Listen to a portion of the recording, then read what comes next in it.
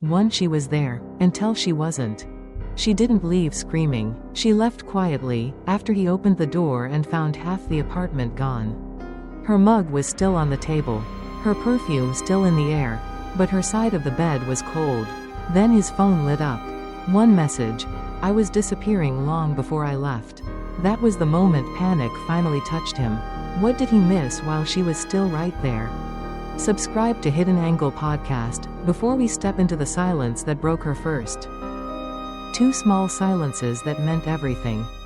It didn't happen all at once. It never does. It started in the quiet spaces, the kind no one notices until they grow too wide to cross. She would speak, not loudly, not dramatically, just enough to be heard. About her day, about something that made her smile, about something that made her tired. And he would nod, without really looking. His eyes stayed on his phone. His replies came a few seconds too late. Yeah. That's good. At first, she told herself it was nothing. He was busy, he had a lot on his mind.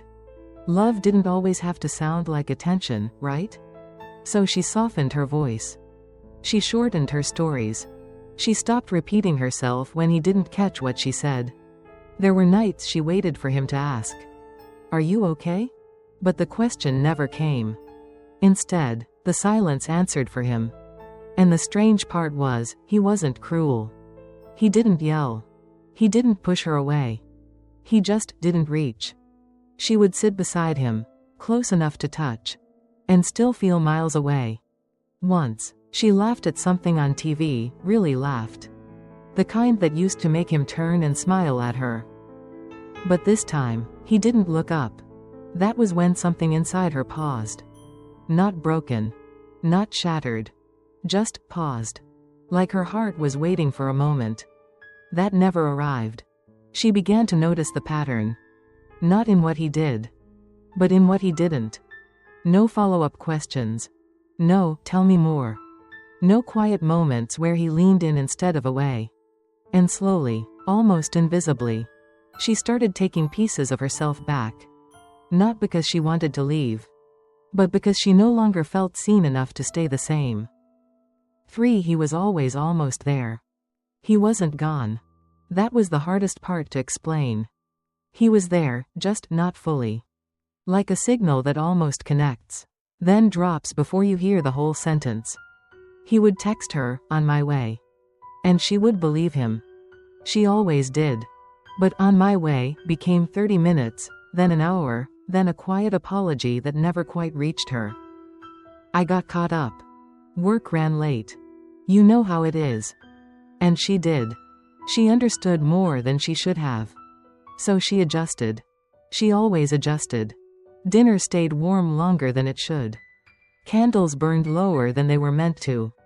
Her expectations softened, then reshaped, then slowly disappeared. He didn't cancel everything. That would have been easier to name. Instead, he showed up just enough to keep hope alive. A quick kiss before checking his phone. We should plan something soon, that never became a plan. A presence that felt close, but never stayed long enough to feel real. She began to notice how often she said, "It's okay," even when it wasn't, and how easily he accepted it. There were nights she sat across from him, watching him scroll, type, reply, fully present for everything except her. She wondered what it would feel like to have his attention without asking for it. Not borrowed. Not delayed. Not squeezed between notifications. Just given. Once, she stopped mid-sentence, just to see if he would notice. He didn't. And in that small, almost invisible moment, something shifted. Not loud. Not dramatic. But final in a way she couldn't undo. Because she realized, he wasn't choosing to leave. He was choosing everything else first. And she was simply what remained. For the last time she tried. It didn't look like a breaking point. No raised voices, no slammed doors. Just a quiet night that felt heavier than usual. She chose her words carefully. Not to accuse, not to start a fight. Just to be understood. "I've been feeling a little distant from you lately." Her voice was soft, steady, practiced in restraint. She wasn't asking for everything. Just something real. He looked up, finally. But only for a second. "You're overthinking it," he said. Calm, casual, almost reassuring. And for a moment, she nodded. Because that's what she always did. She made his version of reality easier to live in. But something inside her didn't agree this time. It wasn't anger. It wasn't even sadness, not at first. It was clarity. The kind that arrives quietly. After you've explained yourself one too many times. And realized you're still not being heard. She tried again. Slower, simpler. "I don't need everything to be perfect. I just need to feel like I matter when I'm right here." He sighed, barely noticeable. Not cruel, just tired. "I'm here, aren't I?" he replied. And that was the moment.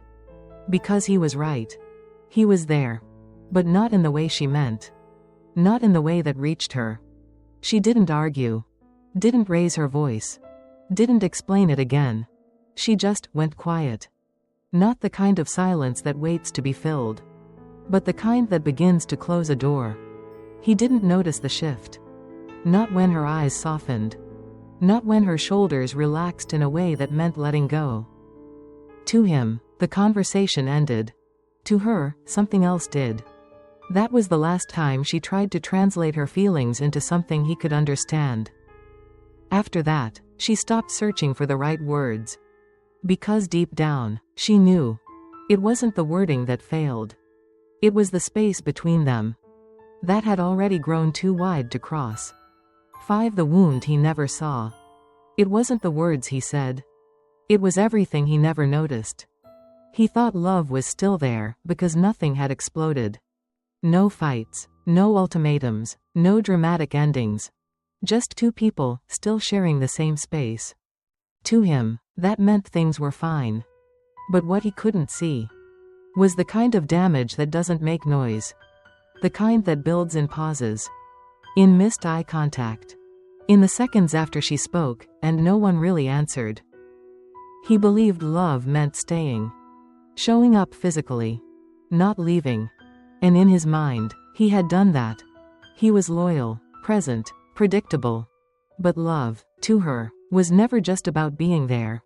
It was about being felt. About the way someone leans in. When you're speaking softly.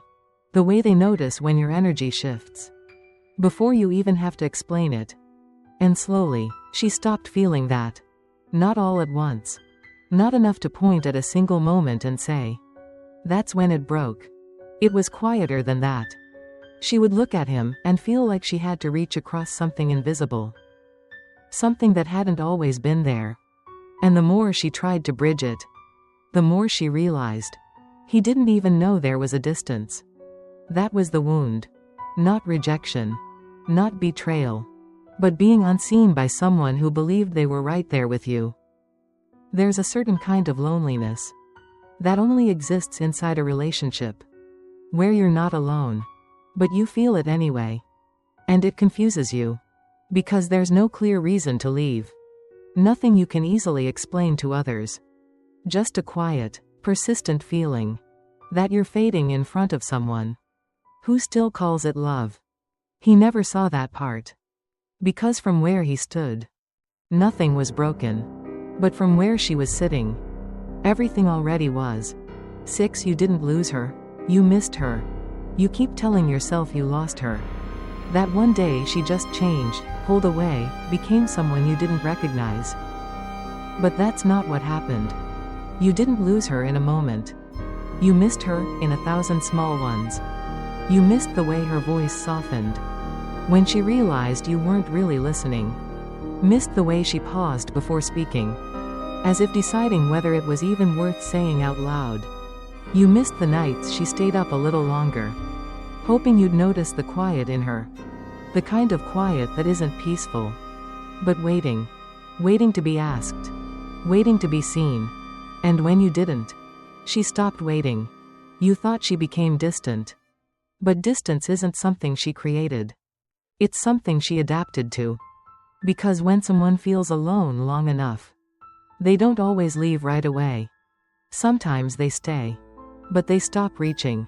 She stopped asking you how your day was. With that same warmth. Stopped telling you the little details. That used to make her light up. Not because she didn't care anymore. But because caring started to feel one-sided. You saw the change. Of course you did. But you thought it was a phase. Stress, mood, something temporary. You didn't realize it was her slowly stepping back. From a place she no longer felt safe to stay fully in. And the hardest truth is this. She didn't hide it from you. It was all there. In the silence. In the space between your conversations. In the things she stopped doing. Long before she stopped being there. You just didn't recognize it. For what it was.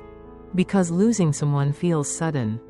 But missing someone happens slowly. And by the time you call it losing, they've already been gone. In all the ways that mattered. 7. She didn't want to disappear. But had to. She didn't want to disappear. That's what makes it hurt the most. She didn't leave because she stopped loving him. She left because loving him started to erase her. Not all at once. Not in some dramatic, unforgettable scene. But slowly, quietly, in the places no one else could see. In the way she stopped explaining. In the way she smiled less. In the way her silence became more honest than her words. She kept hoping he would notice. Not perfectly, not magically. Just enough to reach for her before she faded too far. But some people don't realize what they had. Until presence becomes memory. Until the room is still full of traces. But empty of the person who made it feel alive. So no, she didn't want to disappear. She wanted to be found. To be felt. To be chosen without having to beg for it. And when that never came, leaving became the last way. To protect the parts of herself that were still alive. Maybe that's the quiet heartbreak of it all. Sometimes people don't walk away because they stopped caring. Sometimes they walk away because caring alone was no longer enough to survive.